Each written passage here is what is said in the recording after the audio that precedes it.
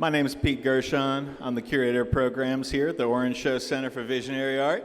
And we're really happy to have all of you here today for the second annual edition of Old Weird Houston. It's our local alternative history fair right here at the Orange Show. And it's inspired by the Orange Show Monument. If you're not familiar, this is a sculptural environment made by a self-trained builder working from 1956 to 1979 to create a monument to good health and hard work and longevity. And this monument has also been a point of inspiration for our entire organization. We lean into the idea that art is more about community than about commodity.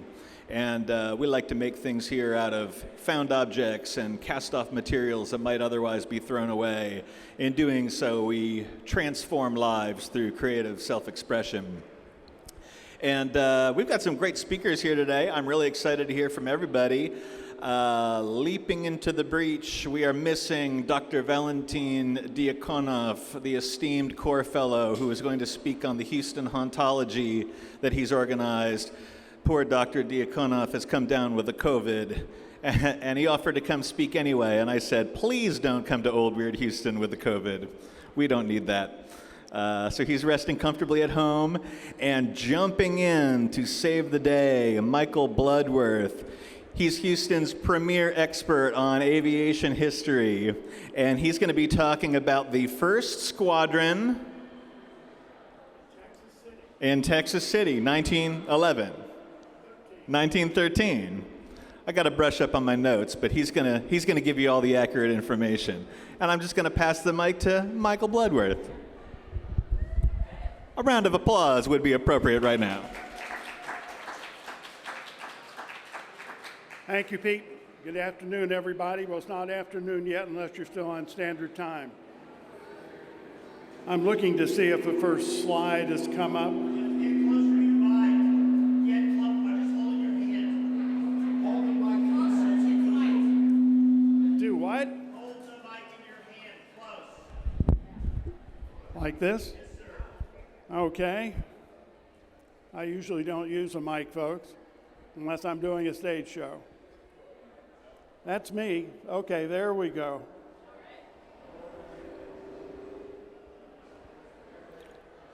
All right, good afternoon again. I'm Michael Bludworth. Louder, he says, louder. And I run an educational program called Houston's Aviation History, and you can find it on Facebook. It's been around for 10 years now, and it's an in-depth look at aviation in Houston. Funny how that works, isn't it? I usually lead off with a joke, but I'm not going to do that today because I can barely hear myself. We're going to look at a program that I've been doing on the first Aero Squadron. You can see it there. This is the first Aero Squadron was the first deployment of military aircraft in the United States. And it was done in in Texas City. Let's see if the magic happens. It does. This is one of a period postcard that shows the deployment of the troops in Texas City. It was quite a large deployment. They went there in 1913. They went there to begin to train, to go to Mexico to chase Pancho Villa. What I like about this, of course, it shows you the size of it, but also the enthusiasm of the guy that made the postcard with the Longhorn, the Texas flag, which is upside down, and of course you can barely see a biplane in the distance there. It's great having these old postcards. If you don't know where Texas City is, this will give you a clue as to where it is. It's down on the way to Galveston. Here's the pennant from the first Aero Squadron. Here's another one. Texas City has a very good museum that has quite a number of these artifacts, and it's worth your while to go to Texas City, to go to the museum. I haven't been to Texas City in a long time because I'm usually on my way to the beach.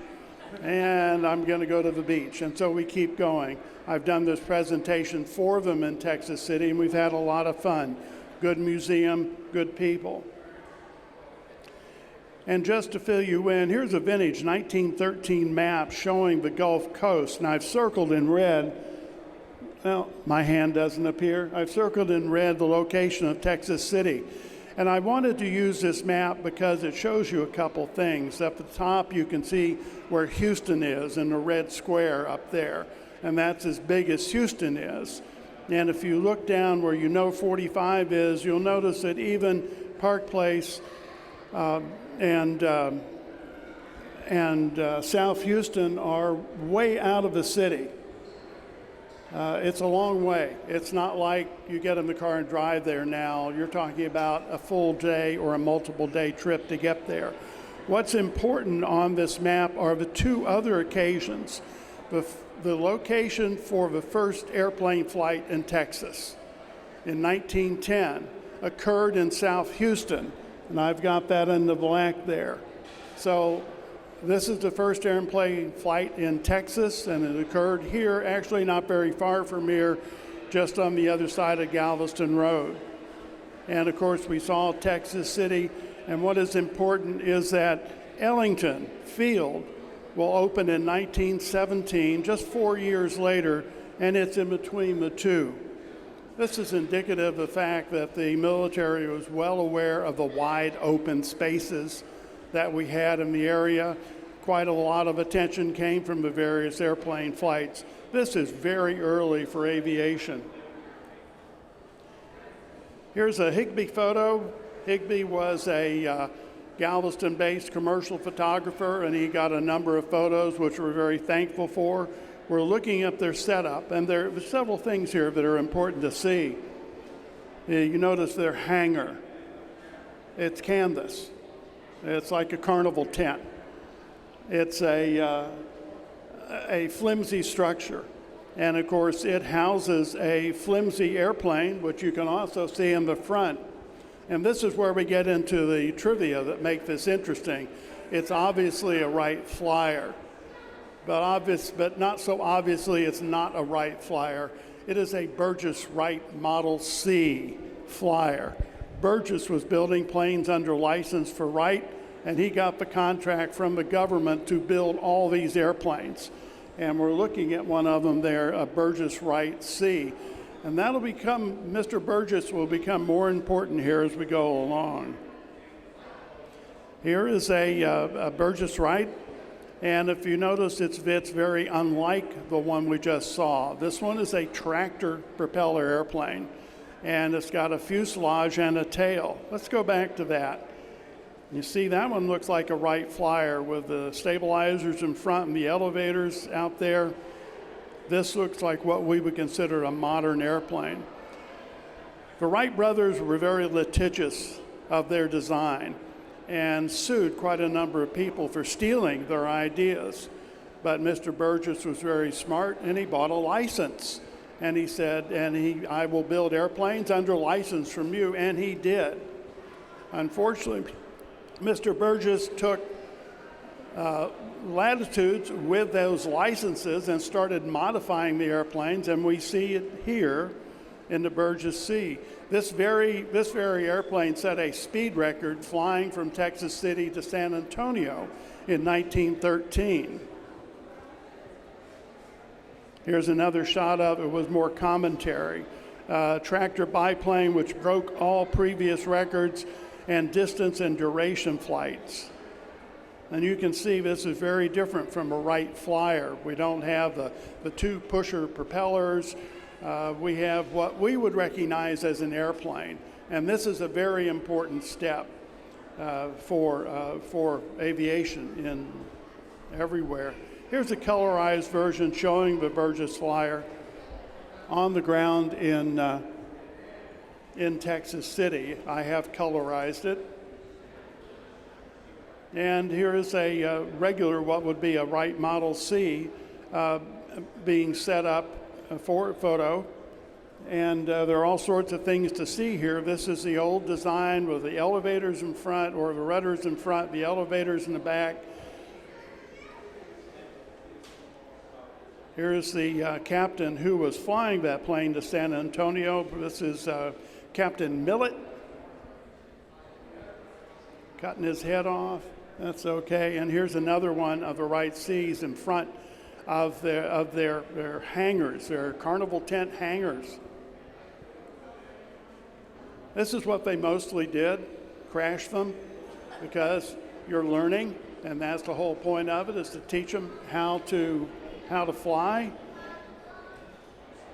Also, for whatever reason, they like to take photographs of the crashed airplanes.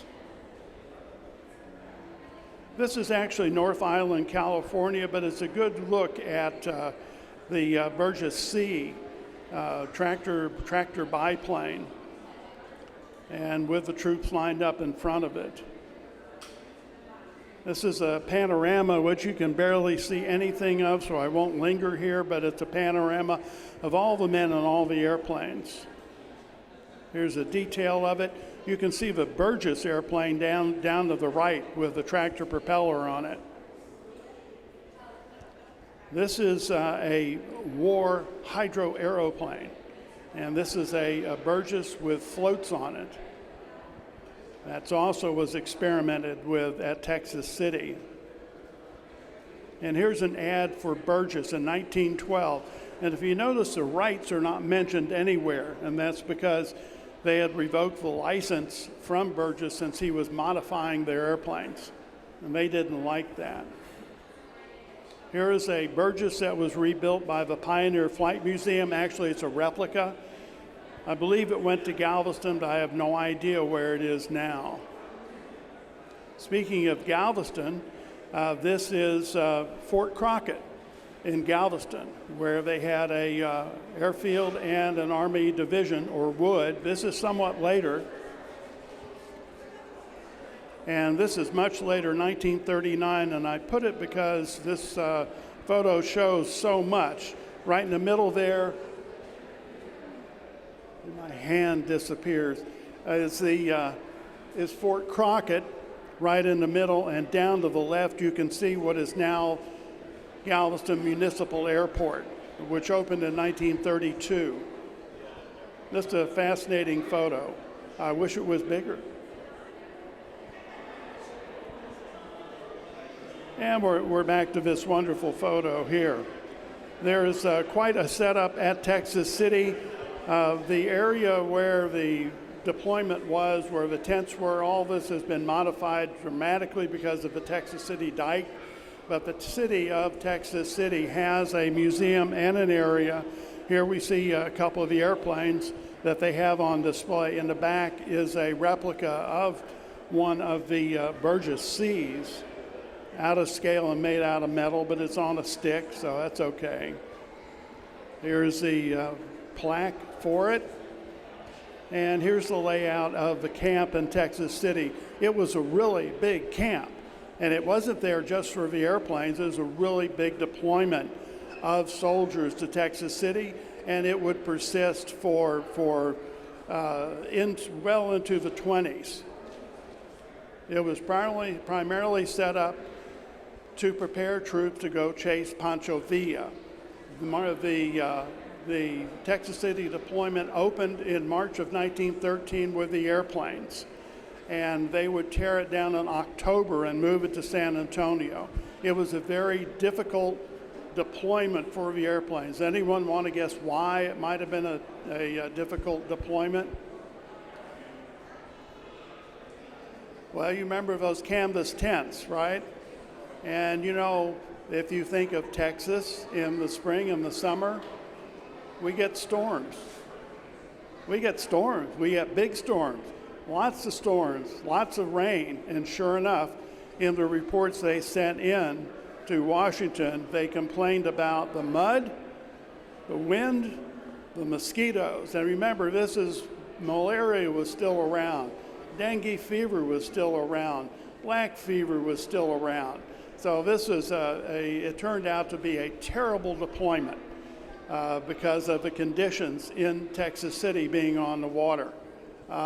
What they did like is the fact that it's wide open, it's flat, and you can just go and go. And that's one of the reasons they would come back just 4 years later and open Ellington, a little bit farther inland. But then you had the flat coastal plains again, and not quite so much on the water. So this is the impetus for the military to come back. The other thing that the deployment in Texas City did is it started the careers for a number of local citizens. One of them is Ralph Royce, who was the air boss at the Wings Over Houston air shows. He was the director of the Lone Star Museum. It was his father, Lieutenant Colonel Ralph Royce, who got his initial training with the 1st Aero Detachment in Texas City. And actually, there's a comic strip about it, which you can see a little tiny picture there that shows it. And there's his son, now very involved in local aviation. But he's not the only one. This is Jimmy Waddell. Jimmy Waddell was a Texas boy, and like any good boy in 1913, you hung around at the airport, or you hung around with the troops at the Aero deployment, and that made a lifelong interest in his part in airplanes. Jimmy Waddell would go on to design a number of award and record-setting airplanes. He's a record racer. Later on, he would move to New Orleans and open Louisiana's first airline, Waddell Williams Air Service. Here he is with a couple of friends, Mr. Doolittle and Williams, who was the money man for it, and Jimmy Waddell in the middle. And once again, at the time, in the late 30s, Jimmy Waddell was a well-known racing pilot, an engineer, an innovator, and he got his start in Texas City with those airplanes in 1913. But here's the ringer for the whole thing. There was another pilot, a number of them, that got their training in Texas City, and one of them is Lieutenant Eric Ellington. And I hope that name sounds familiar, because this is Eric Ellington that they named Ellington Field for 4 years later. He got his training at the 1st Detachment in Texas City. Texas City moved. They left in October and went to California, and Lieutenant Ellington went with them to California and continued training. And unfortunately, he suffered a fatal accident in California. But 4 years later, the Army would return to Houston, to the Texas area, and establish Ellington Field in his honor. See, now you know. A lot of people ask, where did Ellington come from? It's him. That's where he came from. This is just one of the small stories that make up the larger part of Houston's aviation history. To wrap up the Texas City aspect of this, the Texas City deployment was the last deployment by the military of a Wright Flyer airplane. The ones we saw before, the twin pushers. After they left Texas City, the entire deployment went to San Antonio, and by February of 1914, they had demolished all of the aircraft. And those were the last Wright-type airplanes flown by the military. At that point, they would start getting what we now know as the Curtis Jenny, the JN-4, or 2, 3, and 4. And they would use those to go chase Pancho Villa in El Paso and New Mexico. So this Texas City was the last deployment of a Wright Flyer type airplane. Just to go back, we can find one like that, or one like that. They destroyed all of them because they're dangerous. To be very simple about it, they're very dangerous, and they were destroyed. In 4 years, they would come back to the Houston area and set up Ellington Field, which became a huge training center, and of course, as you know, is still with us today. So that's just one of the side stories for Houston's aviation history. I'm only on Facebook. Well, I'm only on Facebook please come find me at Houston's Aviation History. There is more to the story.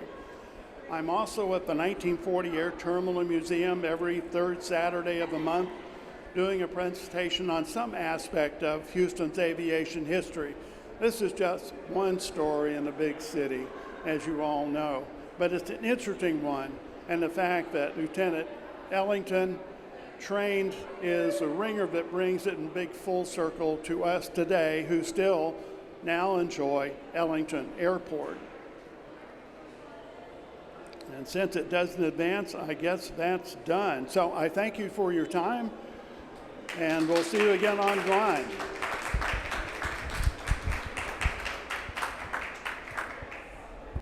All right, Marco Iniguez Alba, come on down. You're the next contestant on Old Weird Houston.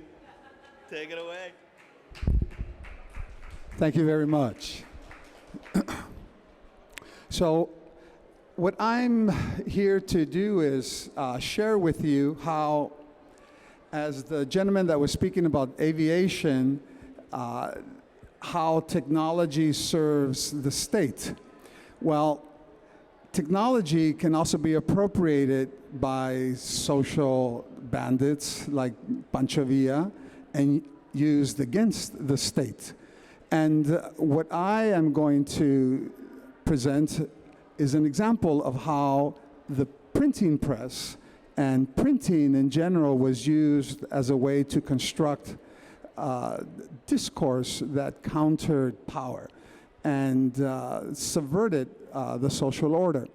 And my presentation is on Calaveras Literarias and my current search for examples in the Houston area. I have had some success, but I continue searching for even better examples of Houston proper. And I have some clues, and here I'm going to present what I've discovered so far. So a Calavera Literaria, or a literary calavera, is a poem. And it's usually produced in a tabloid form. So this is an example of a tabloid that was produced last year at the University of Houston in Arte Público. This is an example of a tabloid that was produced in Kingsville, Texas, a few years ago.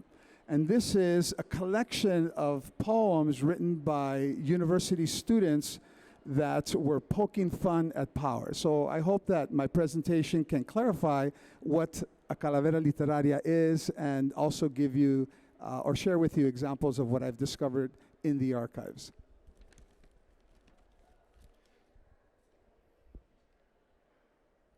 So first, what is a Calavera Literaria? Let me give you an example. This one is titled Officer Lee. Chilling with icy demeanor, Officer Charles Lee stammered, "Hands up, wetback, I mean it." Slowly, the transient turned, revealing a pearly grin to him. "I am ice," remarked the cold one, taking Charles, the bold one. So a Calavera Literaria is a poem that pokes fun at power. It subverts the social order. It's a randy, sardonic parody of someone's death in popular octosyllabic rhyming verses known as the Spanish copla, which is composed of 4 verses. So the Spanish copla is the standard brand, 4 verses, each one 8 syllables long. Now, like most writers, we don't always stick to form. We always expand and use our creativity to project and transmit our ideas. The first Calavera Literaria was penned in the 19th century in Mexico, And so I'm going to explain just a little of that history and then move on to the examples. But first, the Calavera Literaria is an example of syncretic culture. Its original form dates back to the memento mori, which was well-established forms in late medieval Europe. And here's an example of how death, or the skeleton, was used as a way to express a didactic tool to promote positive virtues by emphasizing the consequences of not living a moral life. No one could escape death. Hence, it would behoove anyone, regardless of their class status, to amend their lives in order to have a positive existence after life. As the tradition came to New Spain, what we now know as Mexico and Mesoamerica, authorian rule outlawed any type of criticism. So I mention this because the Calavera Literaria is a form of criticism that pokes fun at power in different institutions throughout a government, throughout a community. The church and the government would not allow anyone critiquing its new formations. However, one of the more important social critics of the time in the 17th century, 1600s, was Sor Juana Inés de la Cruz, who used her pen as a way to critique the social reality of Mexico, or New Spain at that time. So, moving forward very fast, social political change in Mexico. In 1810, we have our independence movement. In 1845, war with the United States. In 1861, the invasion from France, the establishment of the empire, Maximilian's empire. And then in 1884 to 1911, Porfirio Diaz ruled, modernizing Mexico, but simultaneously creating a chasm between rich and poor. So this creates the scenario for social critique. José Guadalupe Posada, one of the key figures that is attributed to creating the master poem, is a printmaker. He's a lithographer, and he's also an illustrator. And he joined with various people in creating what is now known as the base of the illustrative process that becomes key in the formation of popular cultural forms. In illustration, in the national mural projects, and also in film. He fuses the calavera, skulls, skeletons, with a tweak of humor. And as you can see, these two examples, one on the right is a critique of the bourgeoisie in Mexico who emulated traditions and influences from Europe, but again exhibited a chasm between the rich and poor. So as a good liberal, he responds by critiquing those lifestyles and abuses of governments and the exploitation of common people. So as I mentioned, the calavera is a form of cultural syncretism. So when the tradition, the memento mori, comes to the Americas, it fuses with the Amerindian funerary rituals. The way Sotzpantli is this rack of skulls that you see here, which was one way of exhibiting death, but it was a way to commemorate death, fallen figures, heroes, women that died during childbirth. Many people were exhibited in this form because it was something that was present Death was not something to fear. Death was something that was welcomed because it was a portal to the new existence. Again, Native Americans believed in death, but death for them was a passage. And so they entered into the underworld, and the underworld also had its own forms of moving through and eventually arriving in a different pleasant environment. So that mixes with the practices that the monks enforced on the indigenous population. So the goddess Mictecasihuatl, Lady of the Dead, no longer became important. And Mictlan, the underworld, no longer was used. So these were changed to death, la muerte, and hell. Very different, but still important to understand that this fusion is what moves the Calavera Literaria, and I'll get to how that happens. So the church moves funerary practices and the celebration of dead, the commemoration of the dead, from the summer hot months to the autumn months. And specifically, since they already had one day where the All Saints were celebrated, it chooses the second day of November as All Souls. So November 1st is All Saints, November 2nd, All Souls. And in the tradition of the United States, we also have Halloween. And so Halloween through All Souls Day or Dia de los Muertos becomes this parenthetical space-time continuum in the United States where people invert social order in a carnivalesque form. Halloween, putting on masks, putting on costumes. And at the same time, in Mexico, and as Mexicans move north, they bring the tradition of Dia de los Muertos and the celebration and commemoration of people who have passed on, believing that they visit us. So this is what's happening during this time, this subversion of the social order and our beliefs in life and death. So the Calavera Literaria, what is it exactly? It's an attempt to write and critique, but to avoid persecution and prosecution for unfavorable critiques. So the Calavera becomes a mask that is usually written in anonymous form or using some type of a pseudonym. So Lady Death is called on to take on someone that is living, someone that has a character flaw.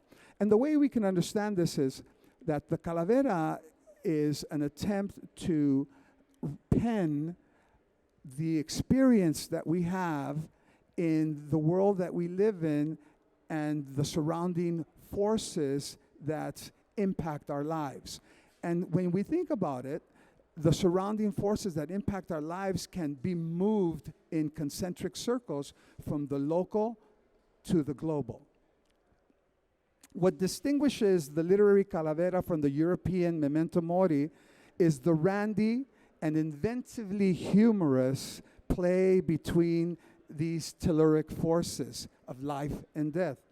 The poem identifies the foible that is exposed and targets it. Let me read you another example. A Calavera Literaria is a type of testimony as well. A fake that I once saw, his name was Kavanaugh.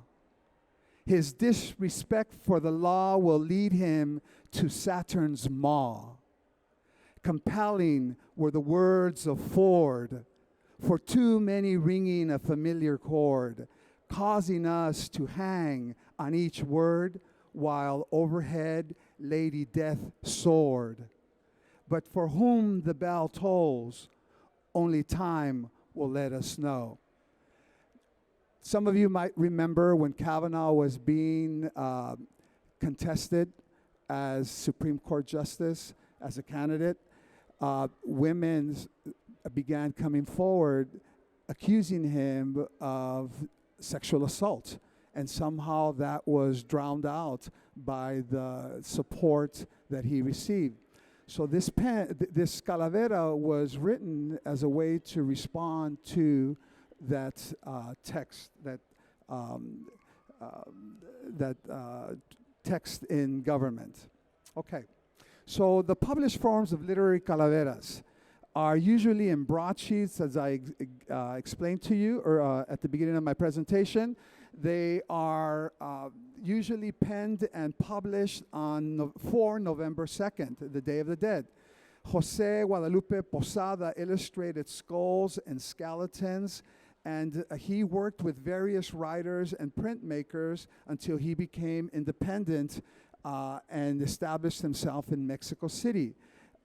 He critiqued the shortfalls of the bourgeoisie elite, and these are examples of his famous work. Now, the calaveras are these ones that you see here in the lower middle section, and these are the poems that were then published and distributed, sometimes sold, but mainly published and distributed freely.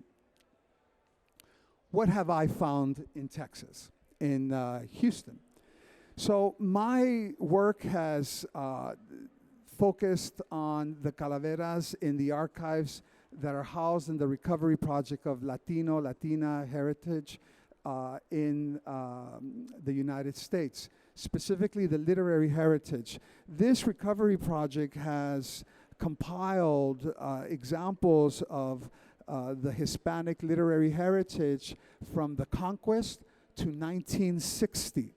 And as I was speaking with one of the other presenters, William, we believe that it is challenging the current makeup of how the United States understands itself as a monolinguistic culture.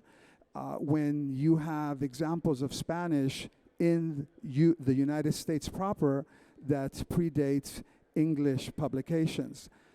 And continue to this day. So the first calavera that I discovered, or the oldest one that is in the collection, is from in the 1940s. And this calavera publication was 16 pages, and it was in a booklet form that was an insert in the newspaper called El Mañana. And the calaveras were titled Calaveras Antiguas del Mañana. So old calaveras from yesterday, but a play on mañana, tomorrow, which is the morning also. So this is inside the Calaveras del Mañana, titled, the page is titled Huéspedes de Satán. So these are guests of Satan. And they're comical renditions that poke fun at politicos and cultural figures in the valley, in the McAllen area, which is where the publication comes from. But this publication we are now going through in the Alicia Lyons collection, and Alicia Lyons was is a very important figure here in Houston, an entrepreneur, a very important entrepreneur, and so we are now assessing through her collection, and thanks to her collection, we have examples of this amazing find of Calaveras Literarias. The next collection that I discovered is from the Duke of Calaveras. Now, the Duke of Calaveras, his name is Moisés Espino del Castillo. The Duke of Calaveras published in the San Antonio area, and he published his Calaveras from 1970 to 2000. That's 3 decades. That's 30 years of publishing Calaveras. His Calaveras are penned also in a booklet form, but curiously done, he combines the Calaveras with advertising. And so he wrote Calaveras for people who gave a donation for the publication of his magazine.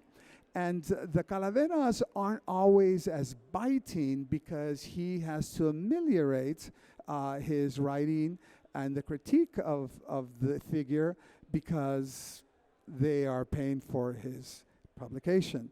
But yet it's a very curious example also of how Calaveras move and are established in Texas by the immigrant community.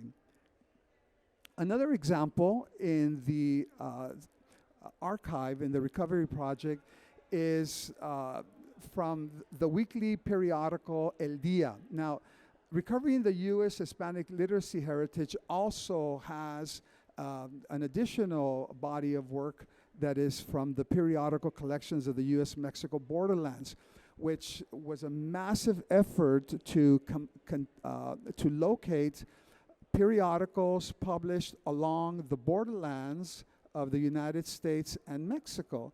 So that would be small cities along the borderlands, which this comes as an example from that collection. And I just giving you a focus on this.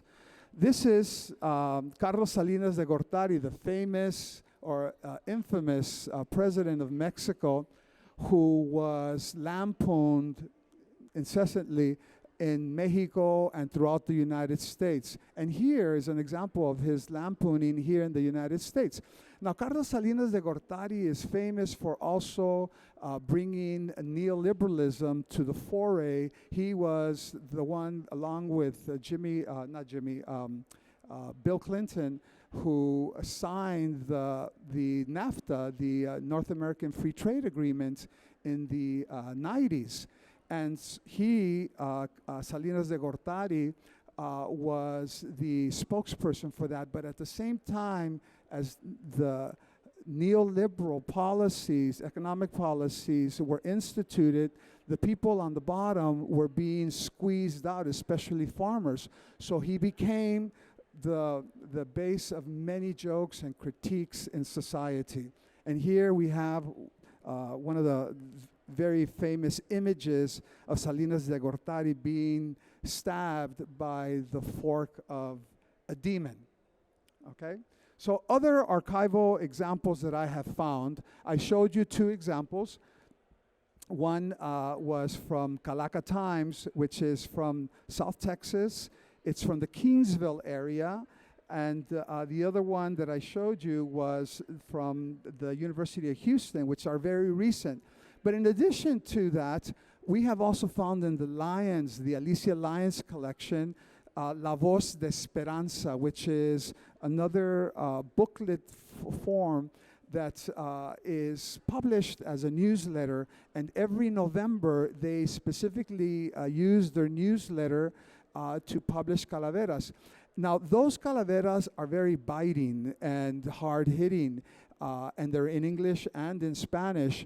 The Esperanza Peace and Just Center is a very progressive organization in San Antonio that focuses their work on women's rights, immigrant rights, and queer community rights. And so La Voz is key in expressing those concerns as well. Then we have the Mexican consulate here that also established a Calavera writing contest. And I was in contact with them. Unfortunately, it's not something that is recurring, but in 2022, they did host the Calavera writing contest, and this was an example of their contribution to the very popular form. So this is my example of archival examples of the calaveras. It's something that I continue looking for in the Houston area, and I'm basing my doctoral work on the Calaveras Literarias, which is an untouched genre form in the United States and actually in Mexico as well. So I hope to have maybe in the next couple of years more to tell upon the subject. Thank you very much.